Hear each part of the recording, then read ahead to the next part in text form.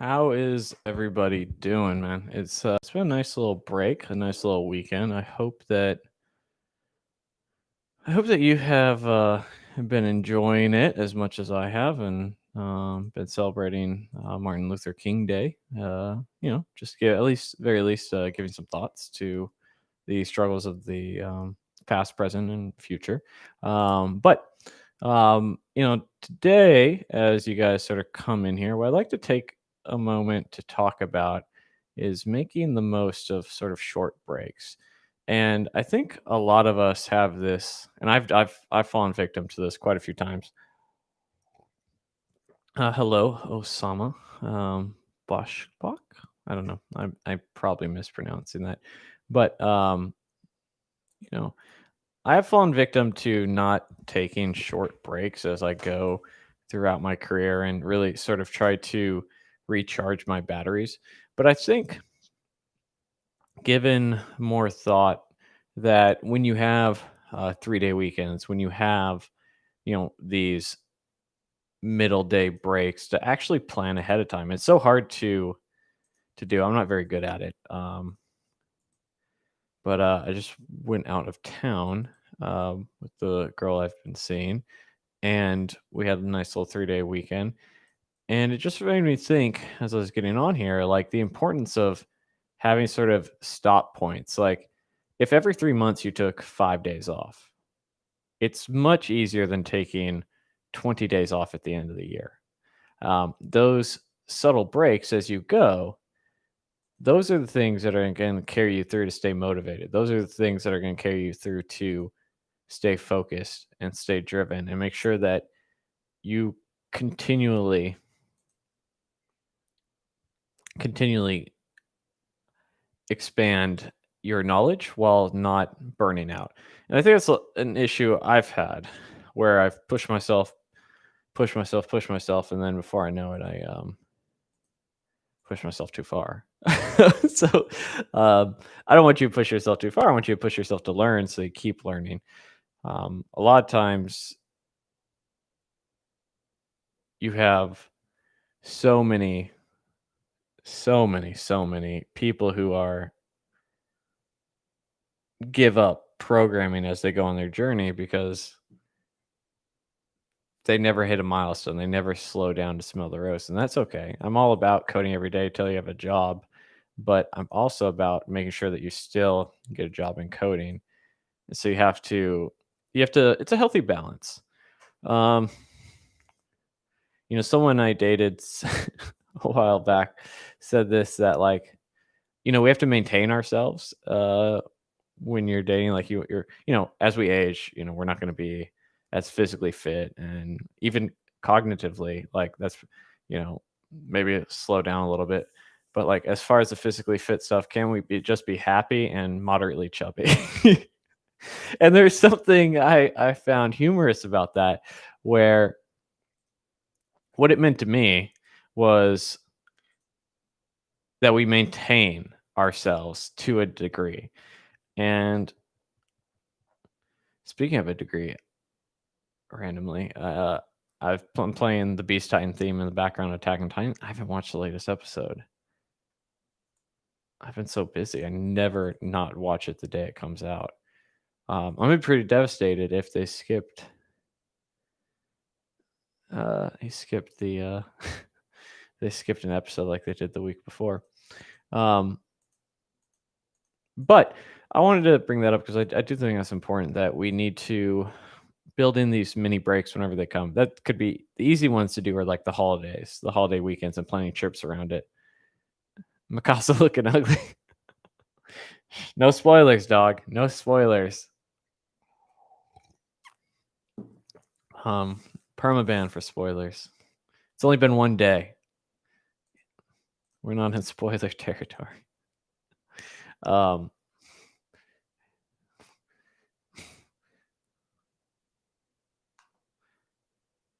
So, yeah,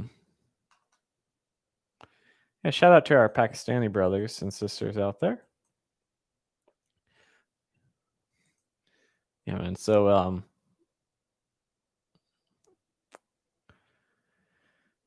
it's been That's something I'm going to try and do, and it requires a little bit of forward thinking, a little bit of checking what's out there. Like I'll be as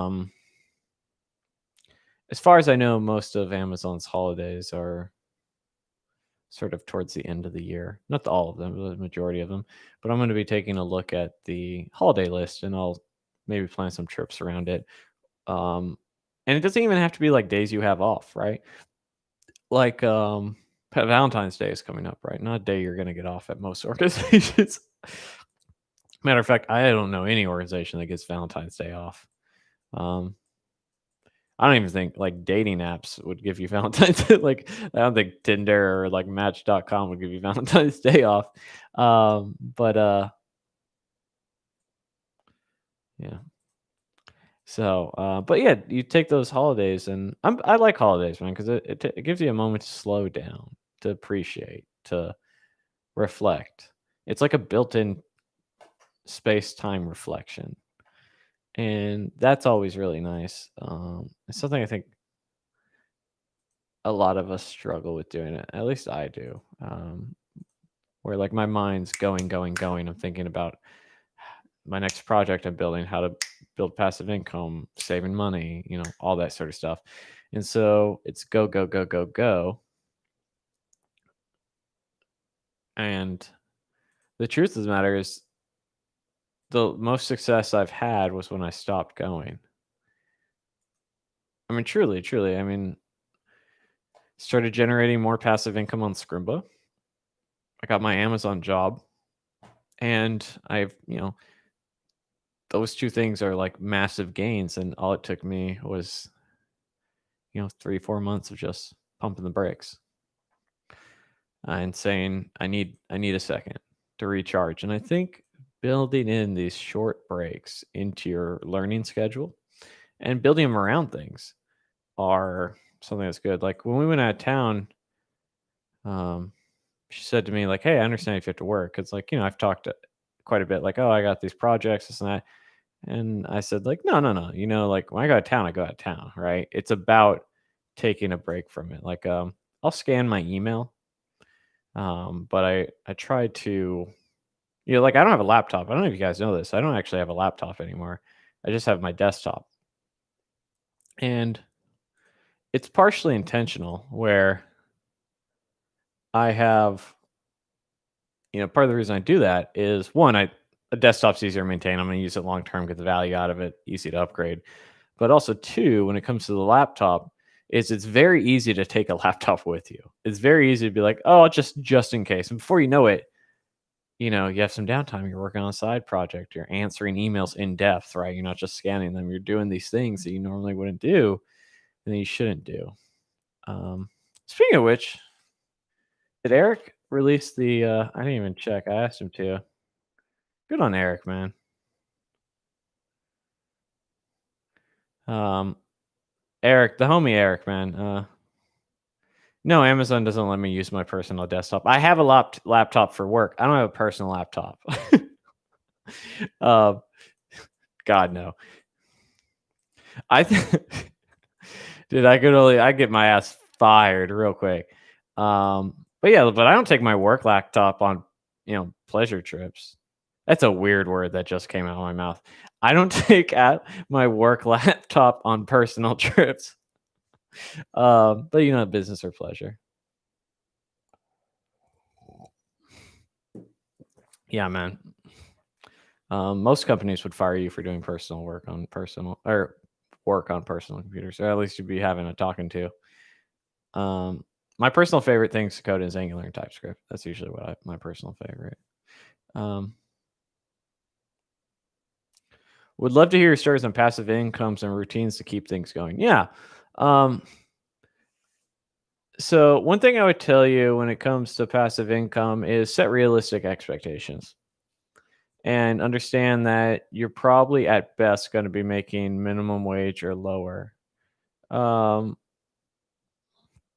a very long time. But if you stick with it and you slowly build on, like when I go and I build a course, do you know what my long term, and I make more than this for a course that I build.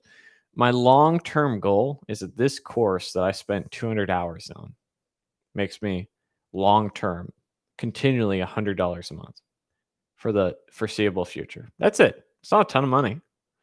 Um, but I want, I want, that's it. I said, and it's always usually more than that, but that is it because building passive income isn't about necessarily getting rich fast. It's about long-term money coming in on top of what it is that you're doing.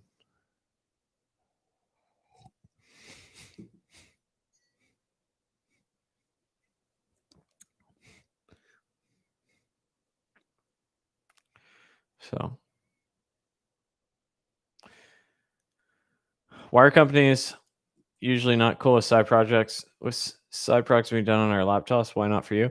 It's not that they wouldn't not be cool. It's just not a good thing to do. Like it's my work computer. It's for personal gains. Also, when you look in certain contracts, um, not that I think any of us have to worry about this, but and I'm not saying this is about my contract, but there's been cases where if you do something on a work computer, oftentimes they own the rights to it.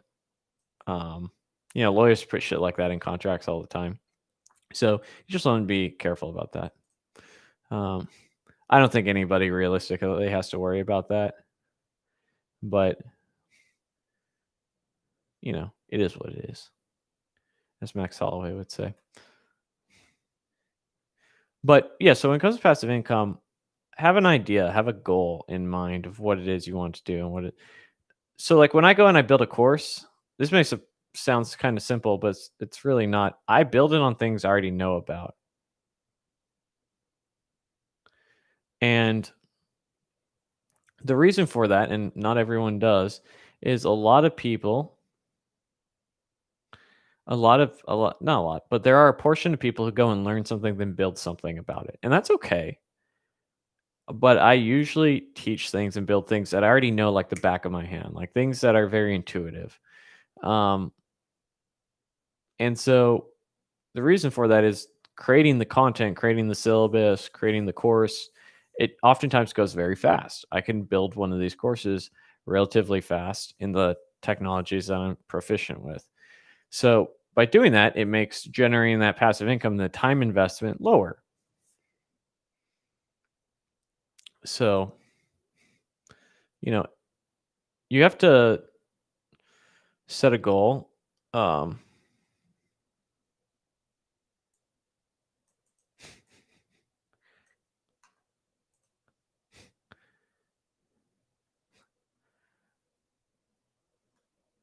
Fucking Matt cracks me up. He changed his CEO title at Birchberry to captain. And he goes, when I was a YouTuber, I took criticizing comments on my videos seriously so I could improve. After running ads for Birchberry for a year, I realized the people leaving criticizing comments are never the people purchasing your products. Not wrong. How many leak codes did I do? I don't know. I've done a couple hundred. Not actual leak code itself, but project questions like that. I usually do on formally code fights and code signal. Um,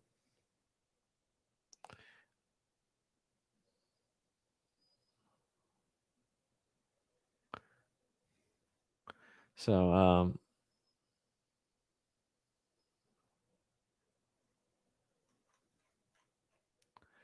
but um,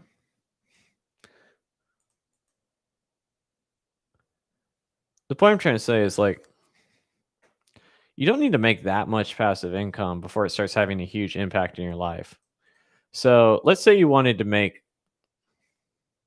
$30,000 a year. That's a good amount of money. It's not an absurd amount of money in the US. It is a healthy amount of passive income. The average dividend is about 3%. Let's say it's probably a little bit lower than that. But let's just say the average is 3% dividend. For you to get $30,000 a year from your dividends, you'd have to have $1 million invested. I personally think most people could probably build up $30,000 of passive income a year before they could save $1 million.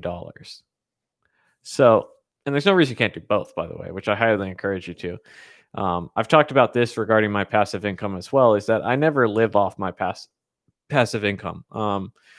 my passive income goes into an investment account that then gets reinvested. So to a degree, it feels a little bit like compound interest. And the reason for that is one, it keeps my lifestyle in check. And two, it if something ever happens, then I have money coming in and my rainy day fund doesn't have to be as big, all that sort of stuff. And you're not living off, because passive income fluctuates. It's not your full-time gig and it can't be treated that way. It's the side it's the side gig. You got the main gig and you got the side gig. Sometimes there are multiple side gigs. But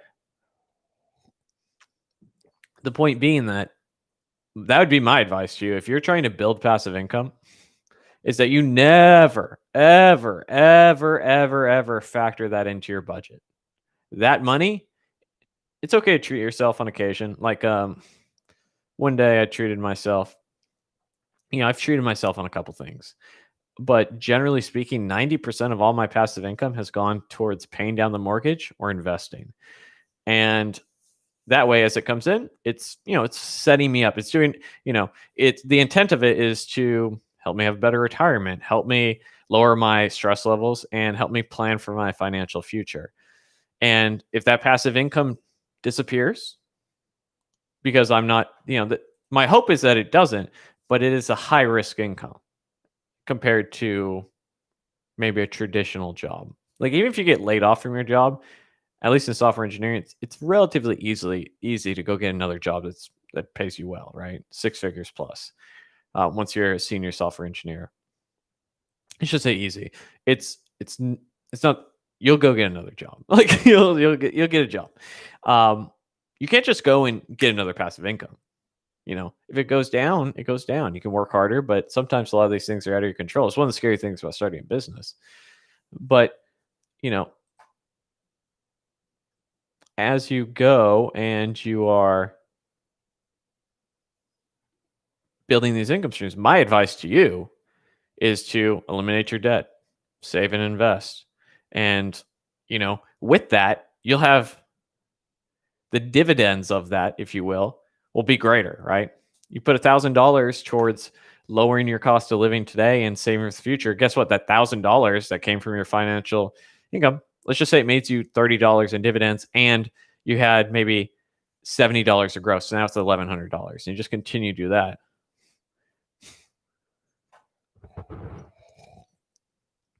So Harry Craven, my advice to you, if you're trying to create passive income, is think about what you can provide value on. Like I can provide value on software. If you feel like you're proficient as a software engineer, go start creating content, build courses, sell them. If you are passionate, I've had a lot of ideas of just creating simple little web apps and launching them and getting ads off them. They don't have to be super complex. I'll give you an idea of something I'm going to build. It's called Slangify. Or Shortify, depending on what direction I go. This is something a colleague suggested. It's simply a website that I put in my text, and I will Slangify or Shortify your text down if it can. So, like, an example would be like, if someone said, so you could put in like what character count you're trying to get if you wanted, and if there's a way to with the slang live, like so let's say if someone said I'm laughing out loud, actually full thing, the Slangify might put LOLing, right, or whatnot, doing something very small like that, launching it, and you'd be surprised how little a little bit of ad revenue can do it. Affiliate links in a blog, sponsorships on a podcast, ad revenue on a YouTube channel, ad revenue on any sort of web app that you launch. I do work as a front-end engineer. Yes, I do. But these little apps, that's what I think a lot of people think. So like you go and you create these little, I've had a lot of these ideas for little applications that you launch that aren't super intense. Sometimes people think you have to launch like Facebook. Like it's not true. You start small, you get something out there, and then you expand upon it. You get the MVP, the minimum viable product. And at the end of it, you have something that gets a little bit of traffic, it's a little bit more traffic. If it doesn't work out, that's okay. You have a nice portfolio project, and you move on. If that thing makes you $100 a month, fantastic. Like that's a win. If I spend 2 months and I'm able to truly, if I spend 2 months and I'm able to build something that generates me $100 of passive income for 2 months of my time, I'm happy with that. I really am, because that means I'll generate $600 by the end of the year of passive income if I repeat it 5 more times. $600 for a year, $7,200. $600 a month, $7,200 a year. You do that 5-6 years in a row, you're getting quite a bit of money coming in. How much room/time and energy you put in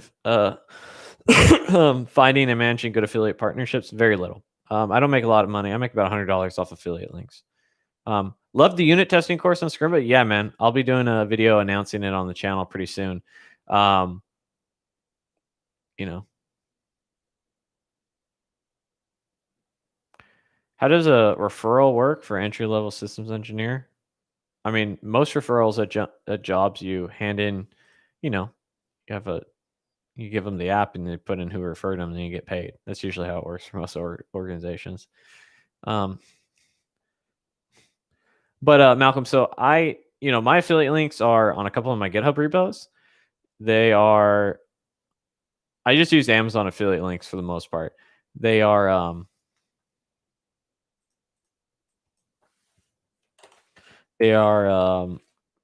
in the description, man. Any advice for people who just graduated from college in software engineering? My advice is that you should have been applying for a lot of jobs before you even graduate. Buy and sell Bitcoin as high risk income is a great way to lose your money. Just my personal opinion.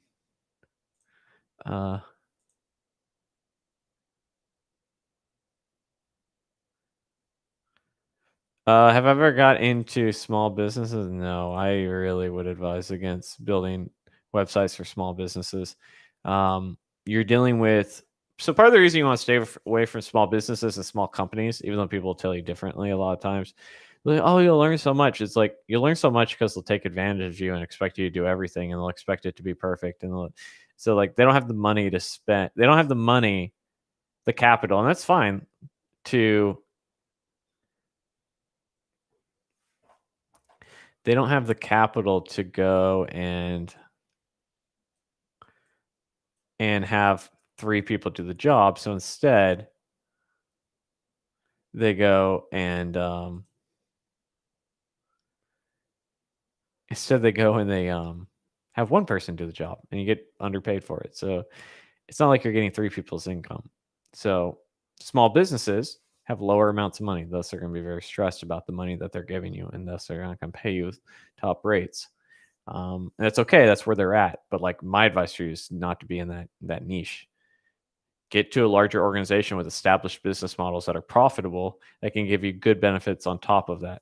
Now, as you go and you work at large companies, it's not uncommon for consulting agencies to reach out to you and offer you, small businesses that are like looking to build an actual web product, pay you $150 an hour to develop it part-time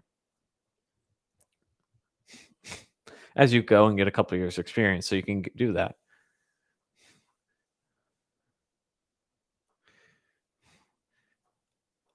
But yeah, having a blog is fantastic. Showing interest is great. It's kind of a double-edged sword. I don't feel like we should, as professionals, require.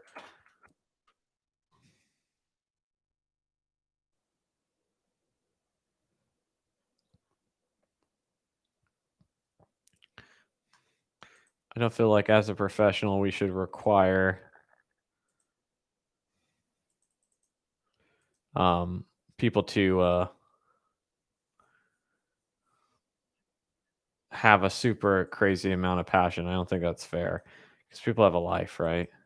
Like I know I do. So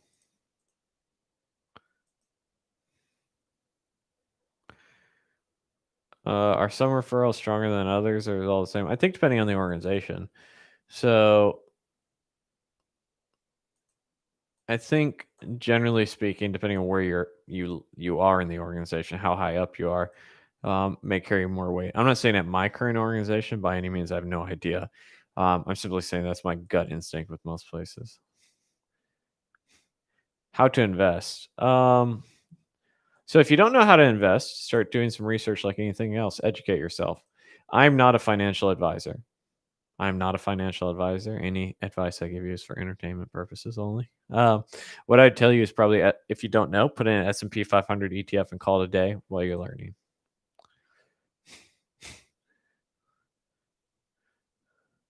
I worked for a company as a solo dev. What should I say when I get asked about the development process?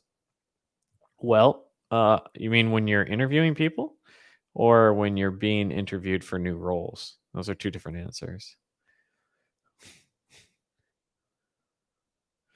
Speaking from a junior dev perspective here, would you say you have lost your hunger for learning slash experimenting with new technology?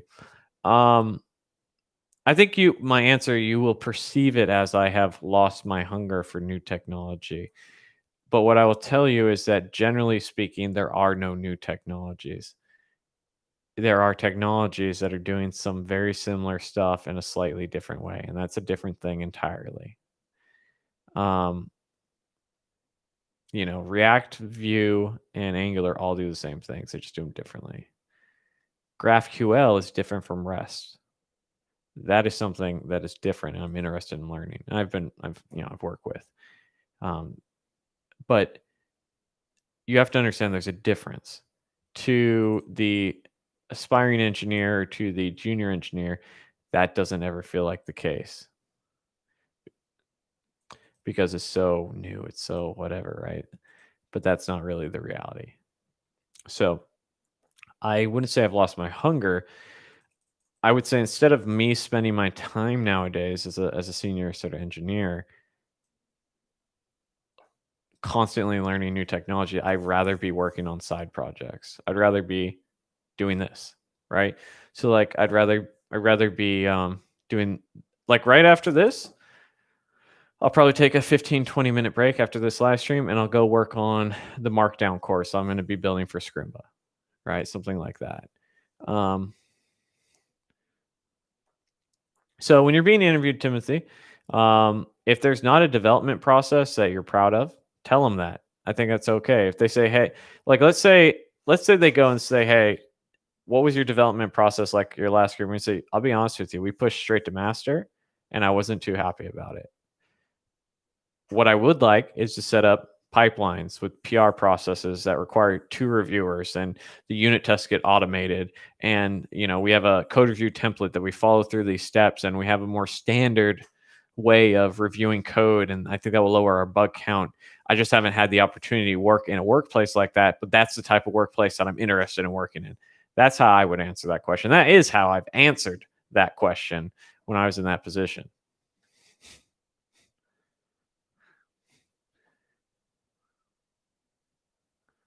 So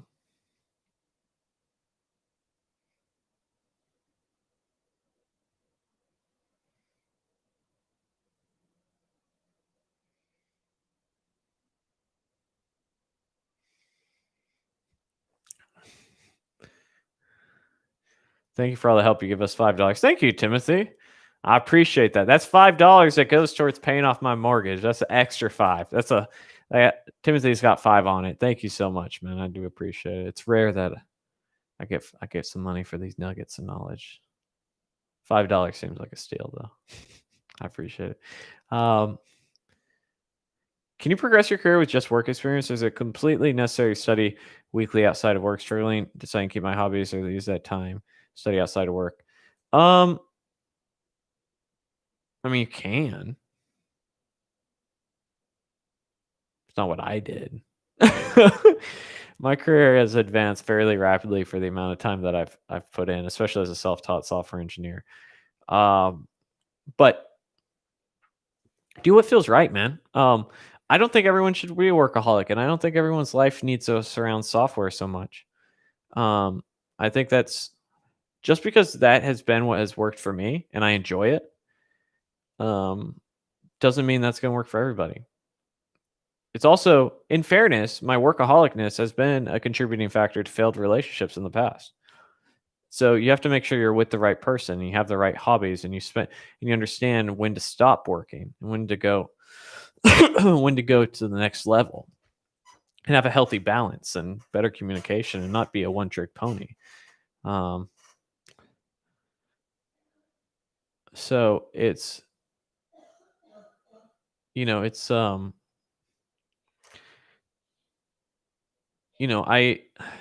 see. So JWI, what I would tell you is, I really would recommend people dedicate themselves for about 5 years to their career.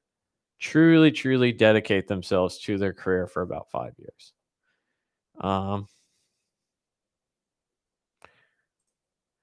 So that's truly what I would recommend, because you want to get your income up as fast as possible, because it's the biggest growth of you. It has the biggest,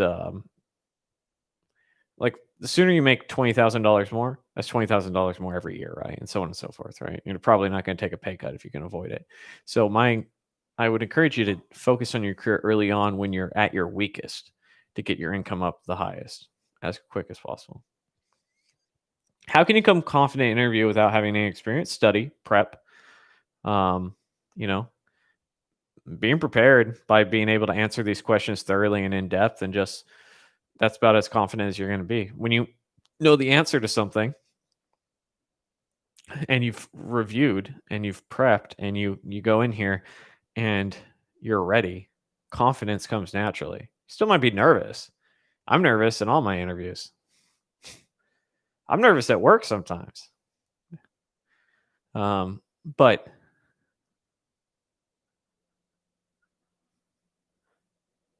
when you're prepared, confidence comes. How long do I work per week? I work between 40 and 45 hours on average. Do you have any opinions on other bigger fintech companies? Not recently. I recommended my buddy to Coinbase, and he just accepted.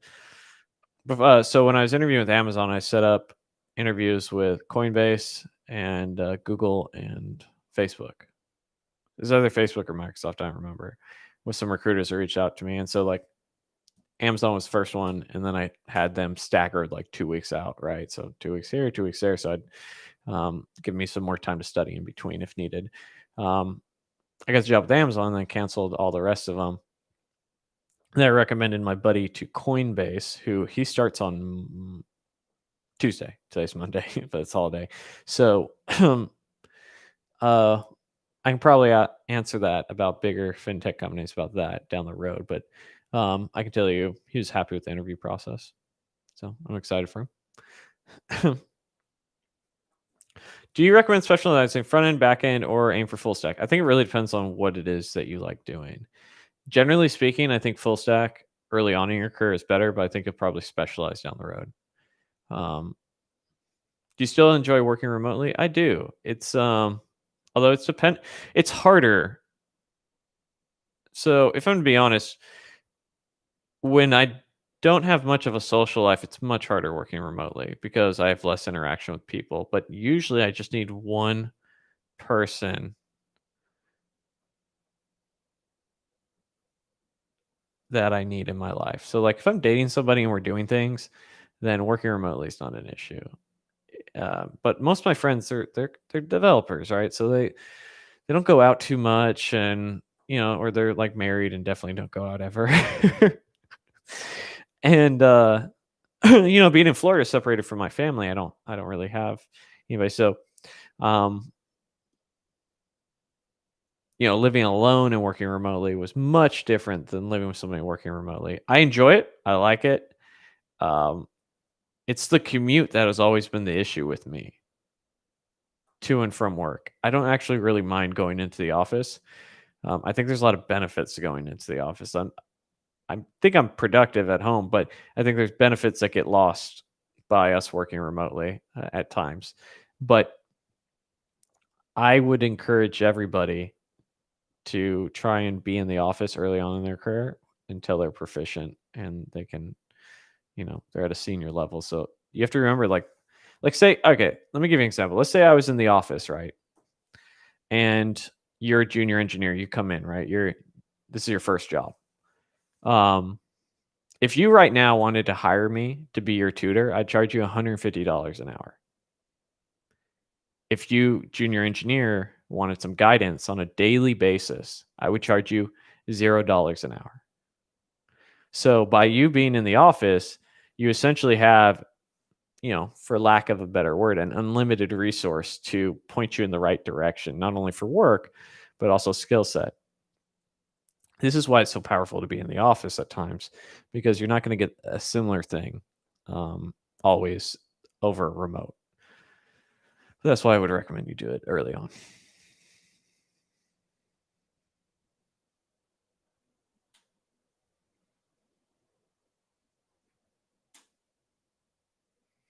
Tips on trying to get interviews all around the same time. I'm going to be wanting to get competing offers if I can.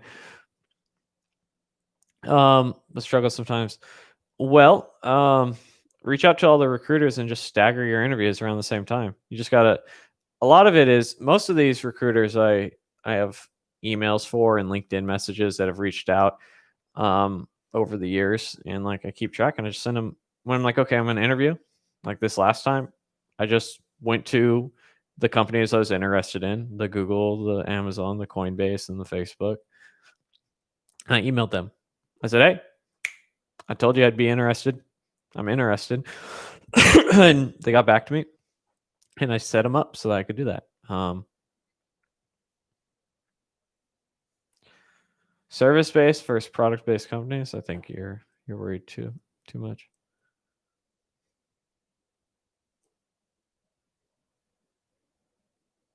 Any idea how to achieve a GUI with C++? No, sorry, man.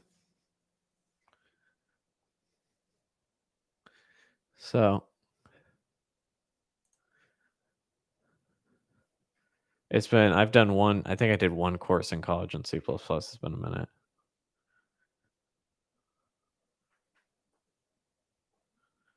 Sort of miss it. I will say that I've read a lot of articles where people are people feel safer in their jobs working in office than they do remotely. They feel like there's a little bit of like, I'm intimidated to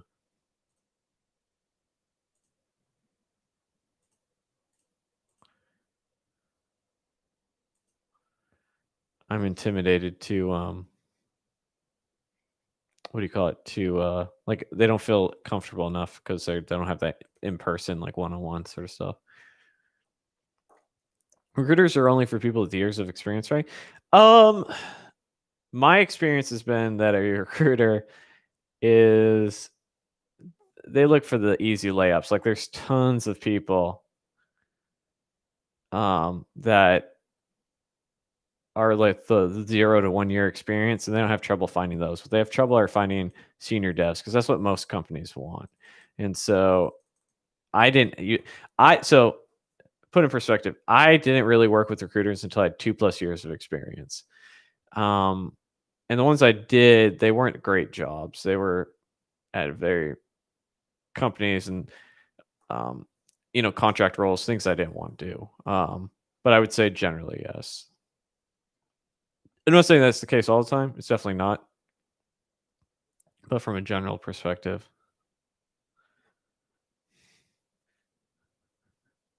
Free coffee too. A round trip commute of like an hour and a half isn't worth free coffee. I'll send my whole team coffee every day if it means we can work from home. Don't worry about that. Yeah, man. No. I was out of town this weekend. I was out of town, so didn't get a chance to watch the MMA fight. I heard good things though. I saw a picture of Max Holloway's face on Facebook. It was busted up, dude. It was busted up.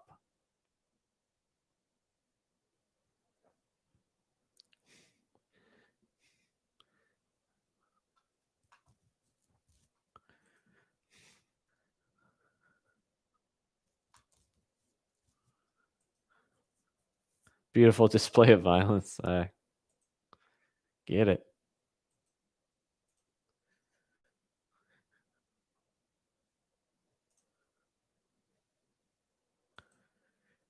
How do you do stock code? What is stock code?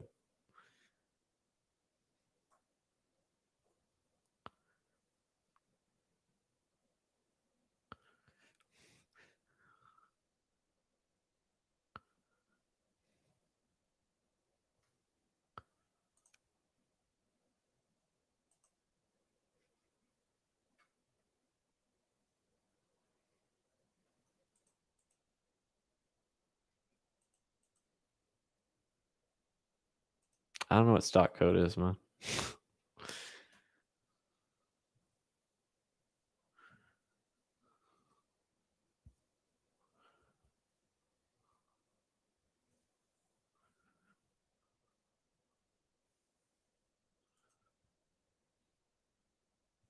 Dylan, when's the Blazor tutorial? I'll do a Blazor tutorial one day. Like using code to trade stocks. Ugh.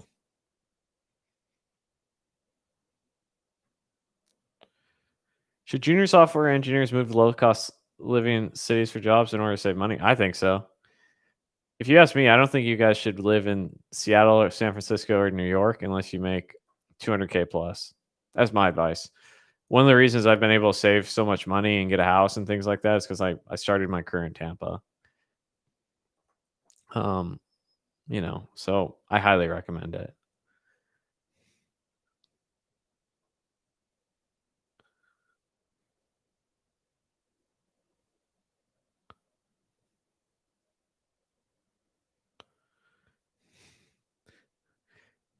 Matter of fact, I've known a lot of people who they've transitioned to remote and have moved out of their state to like back to their hometown or, something like that that's cheaper just to save money.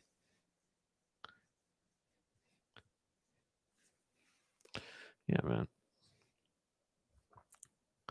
If you're working in San Francisco and you make less than $250,000 a year, you're not making a good financial decision.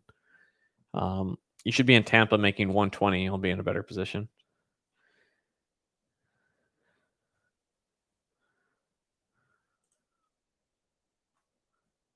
From a financial perspective. Now you have to want to live there.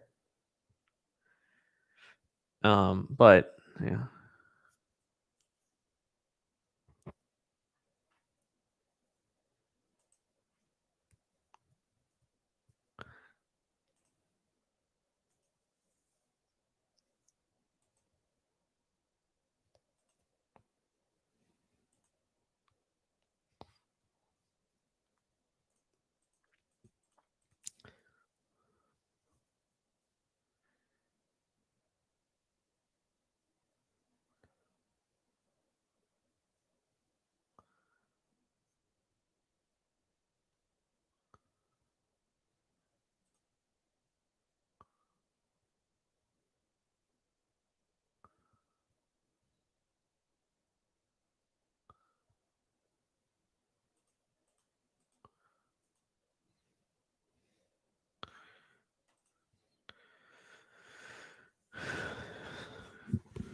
I always prefer to work on in-house software. Being a consultant's stressful. I've known enough consultants that it's a more stressful job. And you're definitely less appreciated.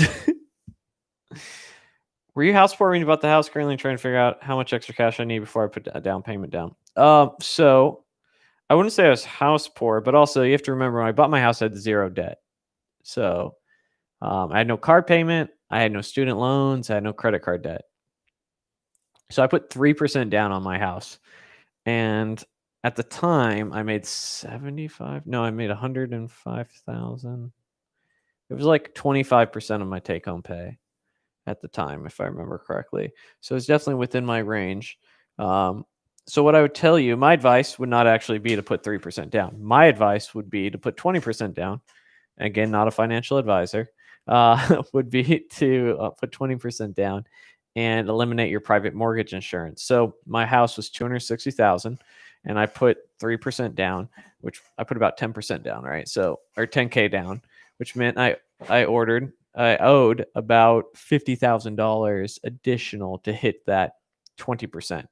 So for every month that I didn't hit that additional 50%, $50,000 to hit that 20% off the house, I paid roughly about $100 for every 100,000. So my private mortgage insurance was roughly 270, around there. So every single month I paid an additional $270 just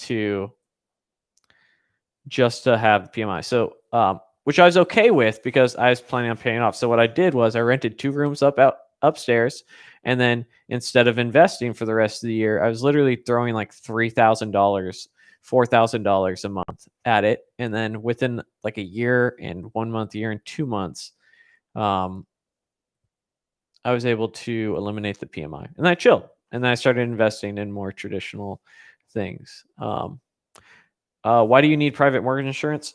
So in the US, when you buy a house, the bank requires you to put 20% down. The reason you buy private mortgage insurance, or that you're required to, is if you put less than 20% down, such as 3%, they need to ensure that they need to ensure that their money that they're lending you, that $250,000 they lent me, isn't, I'm not going to blow the house up, and I don't have anything in the game. So they're essentially insuring their mortgage for $270 a month. So because I'm now at high risk, because let's say I do destroy the house, I'm 60 grand in. They're going to take my 60 grand when the house sells. Do you see what I'm saying? But instead, they insure that additional amount. I'd be so nervous to rent out the rooms. It went okay.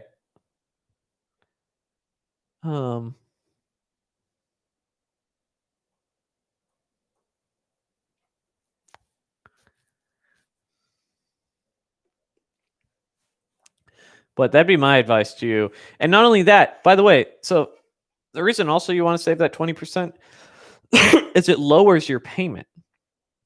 So, you're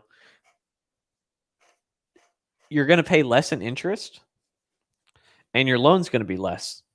And so my 18, it's now like 1660, but my 1660 a month mortgage, if just because I paid off the 20%, it doesn't mean I pay less than 1660 a month. No, instead the interest and principal flip, right?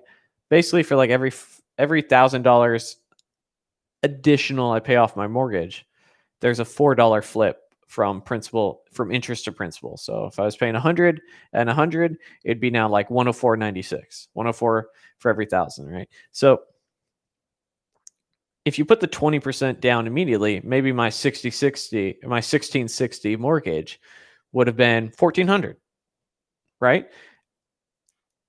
But if you start at the 3%, not only are you paying the PMI, you're locking in that total payment, which is depending on where you want to be at, right? So if you're trying to figure out like, hey, how much should I put down for a down payment, consider the PMI, and also consider how much you put down will impact what your monthly rate is. So generally speaking, I would tell people to do a 15-year loan because you have a lower interest rate. This is, again, not a financial advisor, just something that I've learned from my mistakes. And you'll have a higher payment, but you'll actually be paying a significant amount down. So let me give you an idea. I'll give you an idea of how much my first payment was on my house in terms of, in my 30-year loan, in terms of what was it that I was actually paying off every month. Like what was, let me see here. If I go to my statements from 2020, just so you can see like the ridiculous, it's 2019. Yeah, 2019. So, okay. One of my first payments, it's not my first one, but one of the first ones. Thanks, Malcolm. Have a good one, man. Is my 1880 payment. This is my 1880 payment at the time. Only $403 of that was actually going towards the home loan. That's with 3% down. So $1,480 a month was going towards interest. And if you just want to compare the principal, right, $403 is principal, $875 in interest. So getting a lower interest rate and paying less interest, and compare that now with my 1660 payment. Like these, I mean, we're talking about hundreds of dollars a month. If you can go and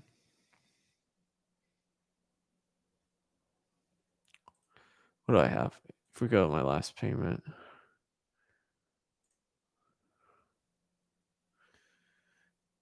you could go and pay our house off significantly quicker. Anyhow, that's the idea there.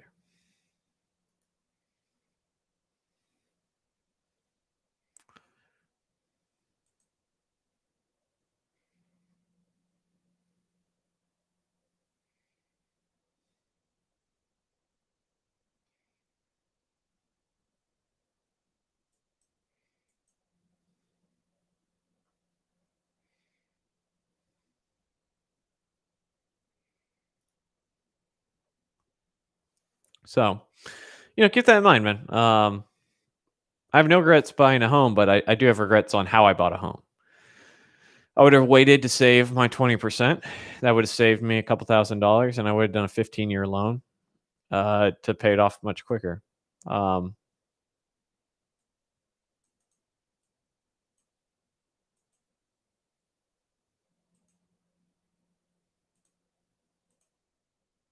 So things to consider, man. Words of wisdom.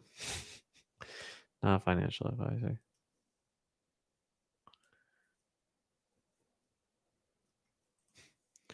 Michael, also, one thing I would advise you is you're 22, you said here, so you're young, man.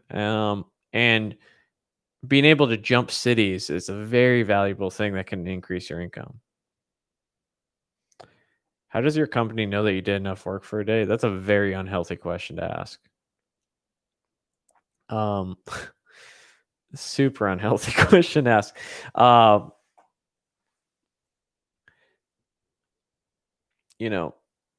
do the amount of work that I do. It's not, did I do enough of it? Does that make sense?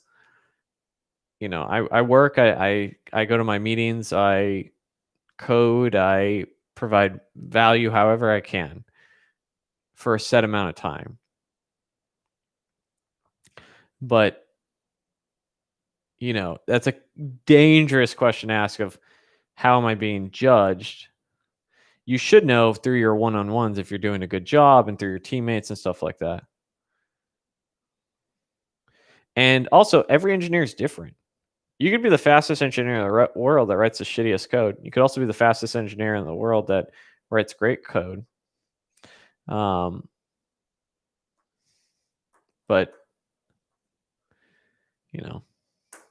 just be careful asking that question.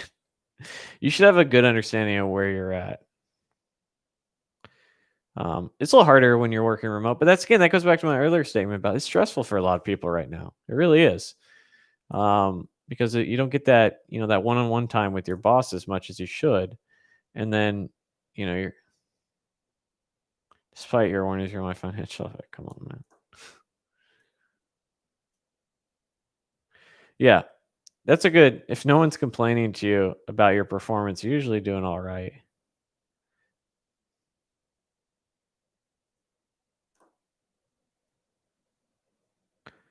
Yeah, I mean, they'll talk to you. I've never had it happen to me because I always think I do a good job. But I've had people I know been on, the performance improvement plan. The old Uncle Pip comes to town. And most of the time, people don't even try to get better. They just go get another job.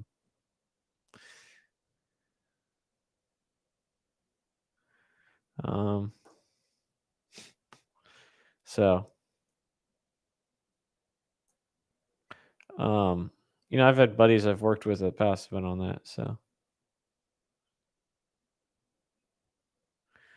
when working remote, can you save it to work at night. Most organizations, whether you are in office or out of office, will be flexible with you with your work schedule. So, like, I've had a buddy who has kids, and so he works a lot of nights. Um, and then occasionally he needs to, show up for certain meetings that are during the day, and he figures it out. But most companies, they want to keep you. They want to keep their employees happy, believe it or not.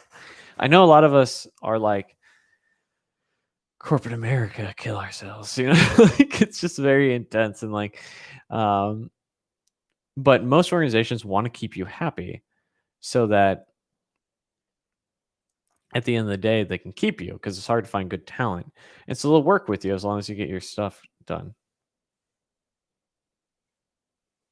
So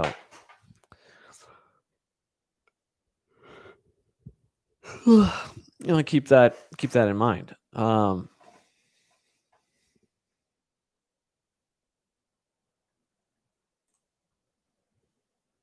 God, I'm getting kind of hungry.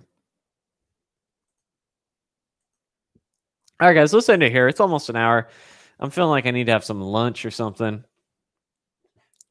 I do have today off, yes. So with that all being said, guys, I appreciate you all. Keep studying, keep working hard. I'm gonna have some lunch, and then I'm gonna go work on another course. See you guys next time. Bye. Oh, my courses, description below.